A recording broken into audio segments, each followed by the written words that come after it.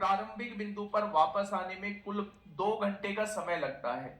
यानी एक स्थान में जाने में और प्रारंभिक बिंदु पर वापस आने में उसे कितना समय लगता है, तो आप कहेंगे 2 घंटे का समय लगता है। स्थान कितनी दूर है, यानी दूरी आप लोगों को बतानी है। मेरे भाई, मैं अगर आप लोगों से कहूं कि वो व्यक्ति यहां से यहां गया है, यहां से यहां गया है, जब वो गया है तो धारा के साथ गया है, यानी उसकी जो चाल रहने वाली है वो B प्लस डब्ल्यू रहने वाली है। जब वो वापस आया है तो धारा के विपरीत आया है, उसकी जो चाल रहने वाली है B माइनस डब्ल्यू रहने वाली है। क्या ये बात समझ में आ गई? तो आप कहेंगे ये बात हम लोगों के समझ में आ चुकी है भाई। अब आप एक बात समझिए, बहुत छोटी सी बात मैं आप लोगों के सामने बताने जा रहा हूं।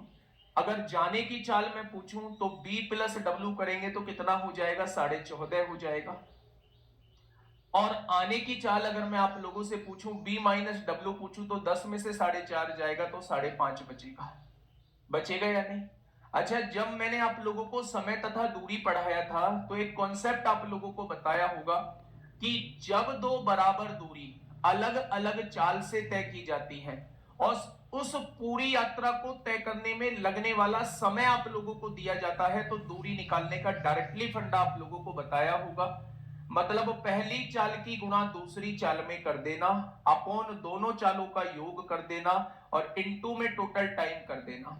क्या मैंने दो फॉर्मूले आप लोगों को बताए थे? एक फॉर्मूला बताया था मैंने टाइम में डिफरेंस का फॉर्मूला बताया था, जहां समय में अंतर आप लोगों को दिया हो। लेकिन एक दूसरा फॉर्मूला मैंने आप लोगों को बताया था कि जब भी दो बराबर दूरी अलग अलग चाल से तय की जा रही हो और पूरी यात्रा का समय आप लोगों को दिया हो, तो दूरी निकालने का डायरेक्टली फॉर्मूला हमेशा इसे लगाना। तो जाने की चाल कितनी है? पहली चाल है 14.5, आने की चाल कितनी है? 5.5, और जब दोनों को जोड़ोगे तो कितना आएगा? 20। 14.5 और 5.5 कितना आएगा? 20 आ जाएगा। टोटल टाइम कितना दिया हुआ है? 2 घंटे आप लोगों को दिया हुआ है।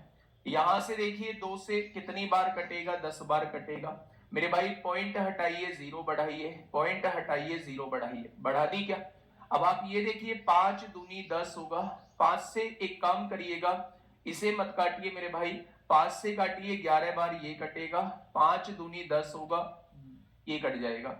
अगर मैं यहां से अब देखूं तो समझिए, अगर यहां से देखा जाए तो अब बेटा डायरेक्टली गुणा कर लीजिए, या फिर एक काम करिए 5 से काटिए, 5 चौक 20, जीरो, 5 दूनी 10 और 5 नाम 45, 11 निम्मा 99 को 9 हासिल 9, 11 दूनी 22, 22 और 9 31 हो जाएगा।